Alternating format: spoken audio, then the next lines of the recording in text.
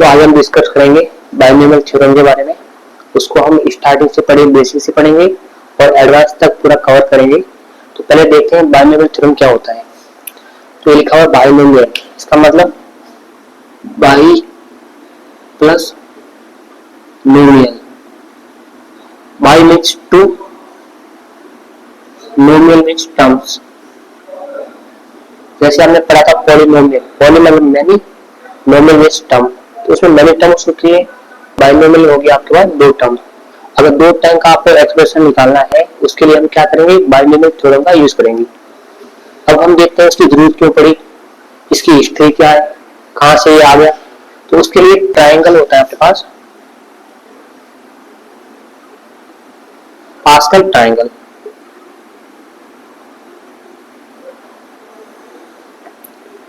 Starting binomial theorem अपने पास नहीं था, पहले था पास्कल ट्राइंगल। उससे हम इसका यूज करके हम बाइनोमियल की तरफ पहुंचेंगे। ये क्या होता है, जैसे आपको दो टर्म दे रखे x प्लस वाई, इसकी पावर 1 है, तो ये क्या आ जाएगा, ये आ जाएगा x प्लस वाई। ये हमें पता है अगर x प्लस वाई का होल स्क्वायर है, ये क्या होता है x square plus 2xy plus y square. अगर अपने पास x प्लस वाई की पावर क्यूब है तो ये क्या होता है x cube plus 3x square y plus 3x y square plus y cube. यहाँ तो हमें पता होता है, लेकिन अगर आपको ये पूछ ले x प्लस वाई की पावर 4, x प्लस वाई की पावर 5, या ऐसे पूछ ले यहाँ पे x प्लस वाई की पावर 100, तो कैसे निकालोगे। उसके लिए जनरली यूज करेंगे हम बाइनोमियल थ्योरम। अब पहले इसको पास्कल ट्रायंगल से समझते हैं कि x प्लस वाई की पावर 4 कितना आएगा। अगर इसको हम जनरली इसको देखते हैं ढंग से, तो यहाँ पे क्या है x प्लस वाई की पावर कितनी है 1 है, तो नंबर ऑफ टर्म कितने आ रही है 1 प्लस 1 कितना आ रही है 2 आ रही है। अगर यहाँ पे क्या है x प्लस वाई की पावर क्यूब है, तो नंबर ऑफ टर्म कितने आ रही है 1 2 और 3। यहाँ पे x प्लस वाई की पावर क्यूब है तो नंबर ऑफ टर्म कितनी आ रही है 1 2 3 4। इसका मतलब ये है कि अगर x प्लस वाई की पावर n होगी तो नंबर ऑफ टर्म कितनी होगी n प्लस 1। तो आपको इसलिए कहते हैं इंपॉर्टेंट पॉइंट,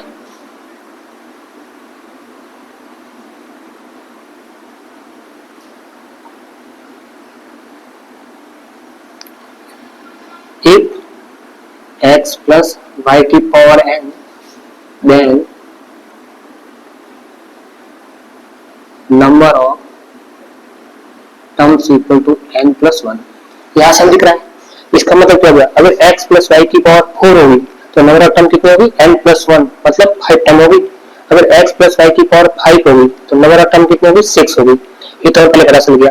अब दूसरा उसमें देखते हैं, अगर यहाँ पे x प्लस वाई की पावर 1 है तो x की पावर 1 है और y की पावर 0 है, प्लस x की पावर 0 है और y की पावर 1 है। अच्छा, इसमें देखते हैं हम x प्लस वाई की पावर 2 है, तो यहाँ पे क्या आ रही है x square plus 2xy plus y square.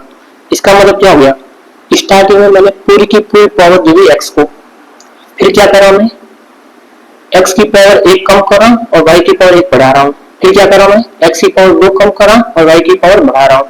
इसका मतलब ये है कि अगर आप एक्सप्रेशन लिखोगे किसी का तो x की पावर कम होती जाएगी और y की पावर बढ़ती जाएगी।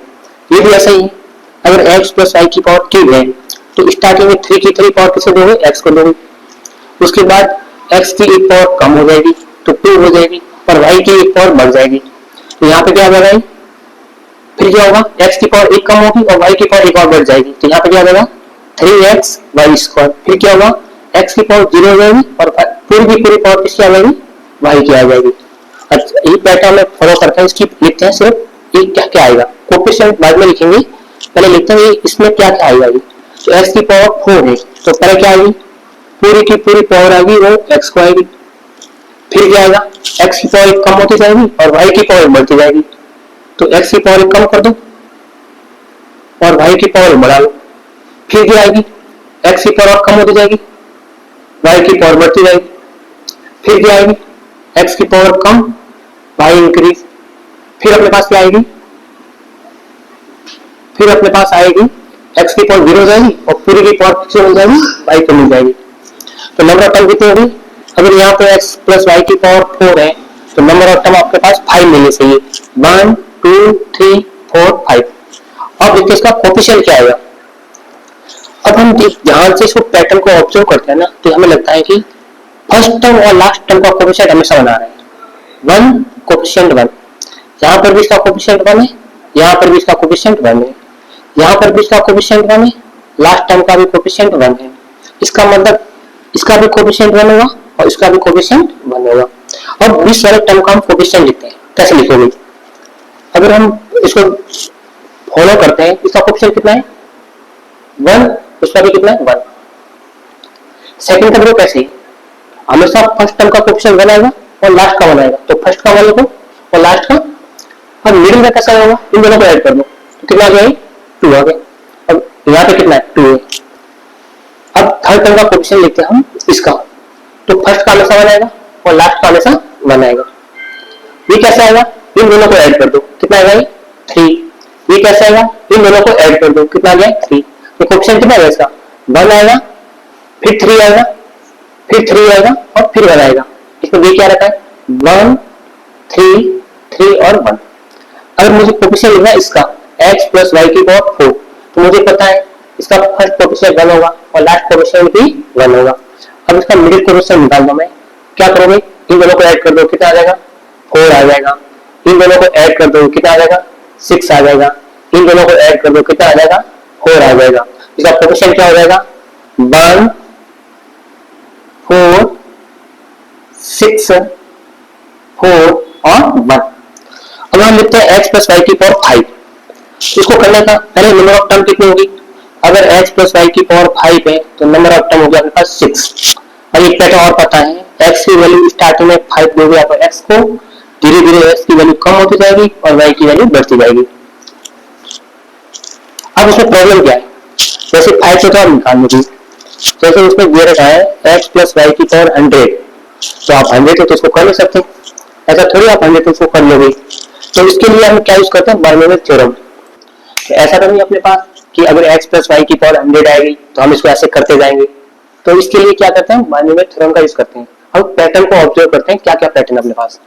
अगर आप x प्लस वाई की पावर 1 है तो ये क्या होता है x प्लस वाई होता है, x प्लस वाई की पावर 2 है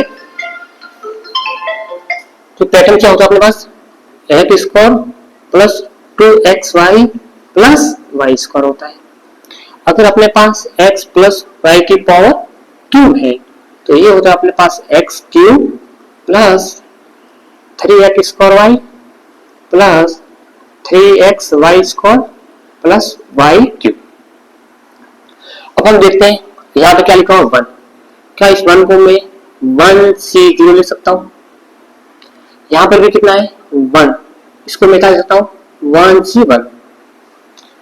यहाँ पे लिखा हुआ है 1, क्या इसको मैं 1 को 2c0 लिख सकता हूँ। हमें पता है 2c0 कितना होता है 2 factorial divide by 2 factorial divide by 0 factorial, ये कितना आ जाएगा यहाँ से 1 आ जाएगा। यहाँ पे क्या लिखा है 2, तो 2 को मैं क्या लिख सकता हूँ 2c1। यहाँ पे क्या लिखा हुआ है 1, तो 1 को मैं क्या लिख सकता हूँ 2c2।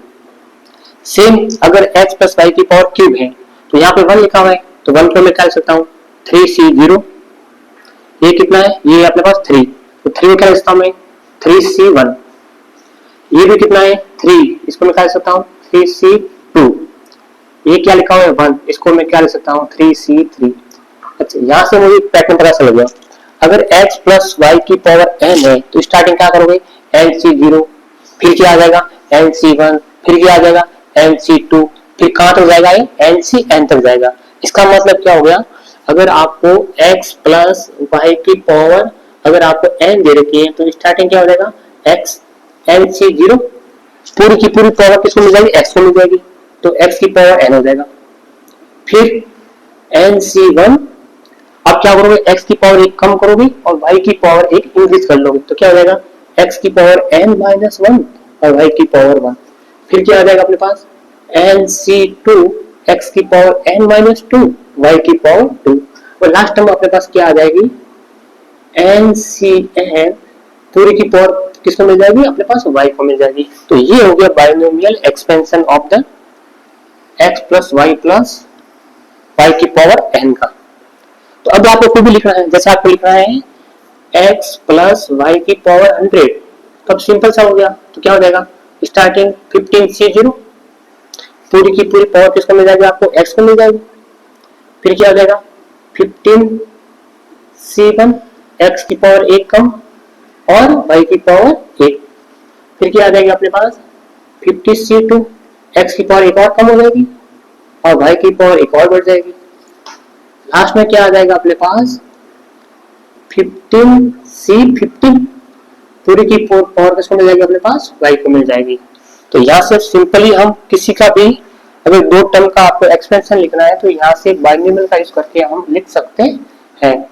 तो ये है history of the binomial theorem कि बाइनोमियल थ्योरम को प्ले में क्यों लाया, तो इसकी क्या जरूरत थी हमें। ये जरूरत ये थी अपने पास जो स्टार्टिंग में था वो पास्कल ट्रायंगल था, उसकी कुछ लिमिटेशन है। तो वो आप x प्लस वाई की पावर 5 तक निकाल लोगे, अगर 100 आ गया तो मुश्किल हो जाएगा ना, इसके लिए हम यूज करते हैं बाइनोमियल थ्योरम को।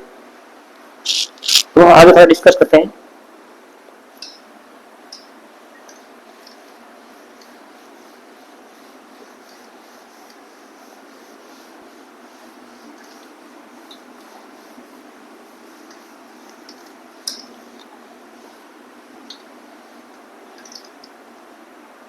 अब हम देखते हैं कुछ इंपॉर्टेंट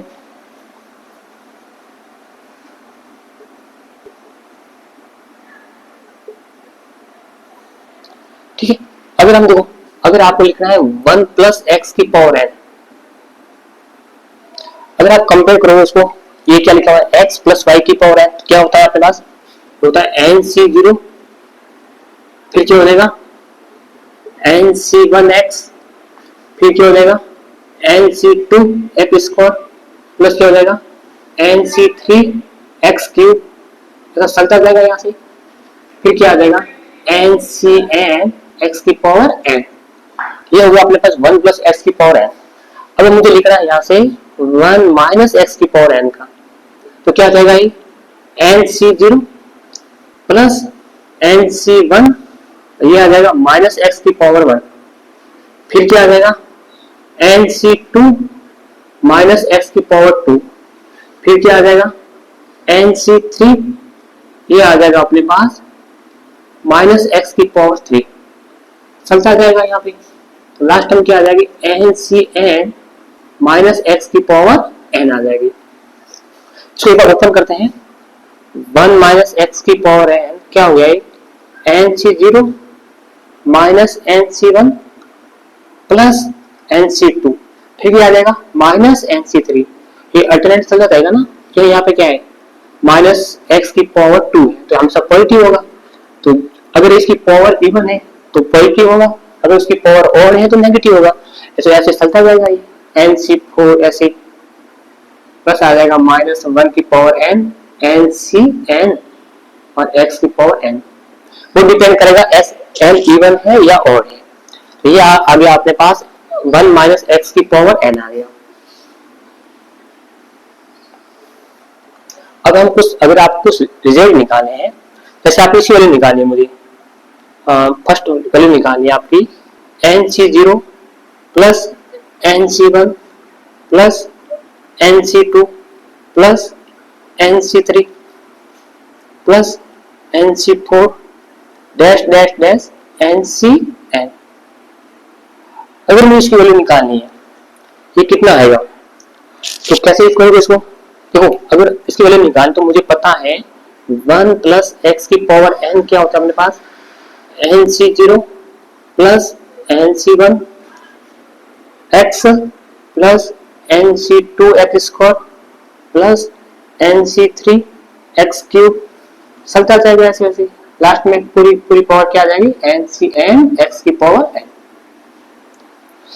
अच्छा, यहां से मुझे यहां तक पहुंचना है, अगर उसको ढंग से देखता हूं तो ये क्या है nc0, यहाँ पे क्या nc0, यहाँ पे है nc1 इंटू एक्स, यहाँ पे क्या nc1, nc2 into x square, यहाँ पे क्या nc2।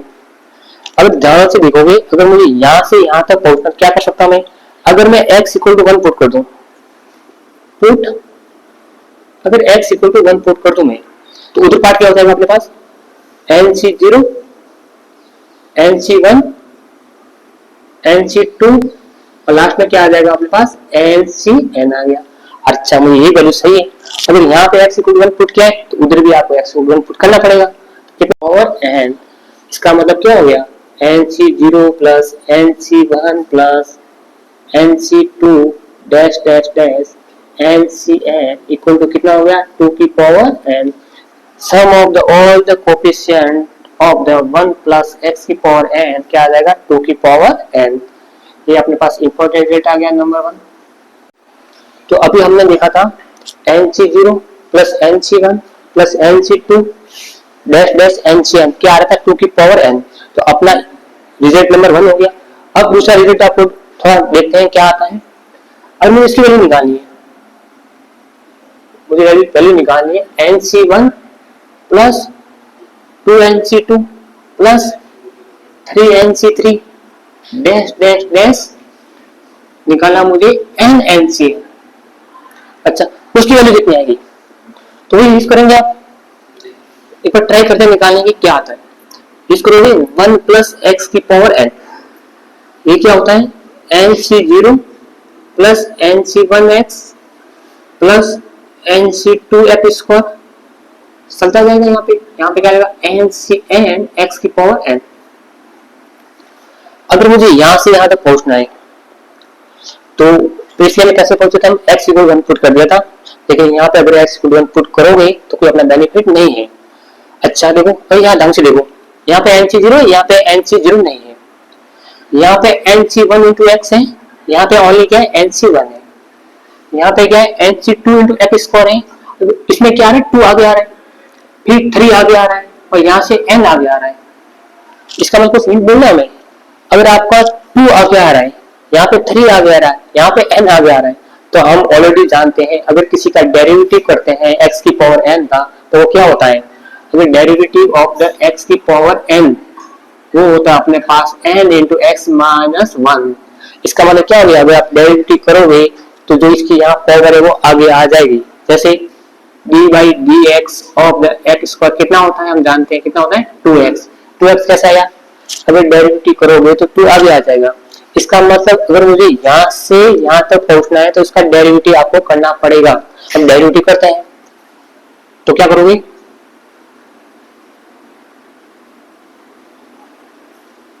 डेरिवेटिव बोथ साइड, ये क्या लिखा हुआ है 1 प्लस एक्स की पावर n, क्या होता है अपने पास, ये होता है n 1 प्लस एक्स की पावर n माइनस 1।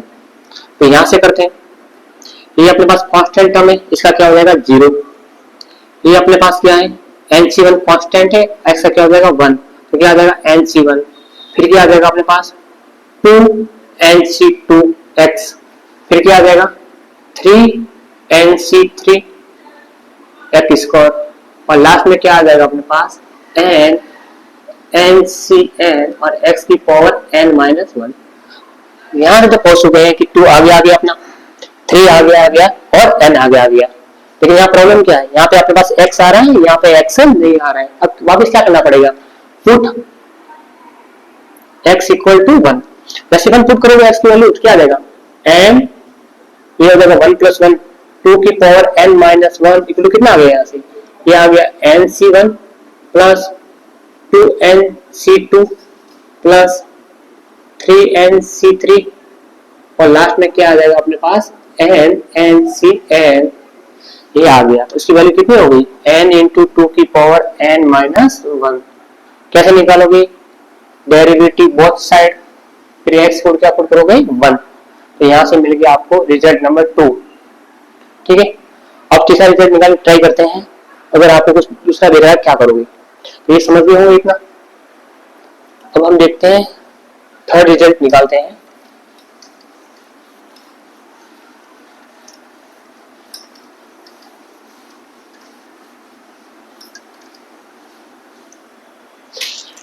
अब रिजल्ट नंबर थर्ड ट्राई करते हैं। C नॉट आ रहा है, वही nc0, फिर आ रहा है nc1 बाई 2 फिर आ रहा है NC2/3 डैश डैश NCN/n+1। अब मुझे इसकी वैल्यू निकालनी कितना आएगी, तो ये अपने पास मेथड होता है। पहले क्या लिखोगे, 1 प्लस एक्स की पावर क्या लिखोगे n, क्या होता है NC0 NC1 NC2, यहाँ पे x आएगा, यहाँ पे x स्क्वायर आएगा और लास्ट में क्या आएगा NCN और x की पावर n। ठीक है, ये अपने पास आ गया। अब यहाँ से पिछली बार क्या था, यहाँ 2 आ गया था, तो हमें पता है अगर किसी का डेरिवेटिव करोगे तो कोई पावर आगे आ जाएगी। तो यहाँ पे क्या है, ये डिवाइड में आ रही है, तो इतना अब तक समझ गया होगा आपको। अगर आपको डिवाइड में लाना है तो हम क्या करते हैं, अगर आप इंटीग्रेशन करते हैं x की पावर n का, तो क्या रहता है x की power n+1 divide by n+1। इसका मतलब क्या हो गया, जितनी इसकी पावर होती है उससे ज्यादा नीचे डिवाइड हो जाती है। यहाँ पावर कितनी है उसकी 1, तो क्या हो जाएगा डिवाइड, इसको इंटीग्रेशन क्या जाएगा बाई 2 आ जाएगा। तो यहाँ पे क्या सही मुझे 2 सही है। अब इसको इंटीग्रेशन करोगे कि पावर कितनी 2 है तो डिवाइड में कितना आ जाएगा 3 आ जाएगा, तो मुझे यहाँ पे क्या सही है 3 सही है। उससे मुझे पता चलता है अगर आपको यहाँ से यहाँ तक पहुंचना है तो आपको इंटीग्रेशन करना पड़ेगा। अब करते हैं इंटीग्रेशन, तो क्या करोगे, इंटीग्रेशन बहुत साइड इंटीग्रेशन करते एक बार, तो ये अपने पास x की पावर n का क्या होता है, ये होता है अपने पास x की power n+1 divide by n+1। तो ये कितना हो जाएगा, ये कांस्टेंट है, इसका हो जाएगा x, ये क्या हो जाएगा NC1 x²/2, फिर क्या आ जाएगा NC2 x³/3 आ जाएगा और लास्ट में देखते हैं NCN x की power n+1 divide by n+1। और इंटीग्रेशन में हमेशा एक कांस्टेंट टर्म आती है c, डेरिवेटिव में कोई कांस्टेंट नहीं आता है तो आपको वो प्रॉब्लम नहीं। लेकिन यहाँ पे पहला स्टेप क्या, आपको c निकालना पड़ेगा। Without value finding value of the c will not complete this expression. तो पहले क्या करोगे, अब c की वैल्यू निकालनी है, तो क्या कर सकते हो, तो इजी तरीका क्या है, अगर मुझे c निकालना है तो x की वैल्यू 0 पुट कर दो, तो पूरी टर्म क्या हो जाएगी अपना 0 हो जाएगी। अगर आप यहाँ से पुट करोगे x की वैल्यू 0 तो क्या आ जाएगा अपने पास, ये आ जाएगा अपने पास 1 की पावर समथिंग 1 होता है, ये क्या आ जाएगा n+1 आ जाएगा। फिर कितना आ जाएगा, अगर 0 पुट करें 0 हो गया है, ये भी 0 हो जाएगा, इसका मतलब पूरा 0 हो जाएगा और लास्ट में क्या बचेगा c। तो c की वैल्यू कितने आ गया अपने पास 1 + n+1 आ गई। ठीक है, यहाँ c की वैल्यू मिल गई आपको।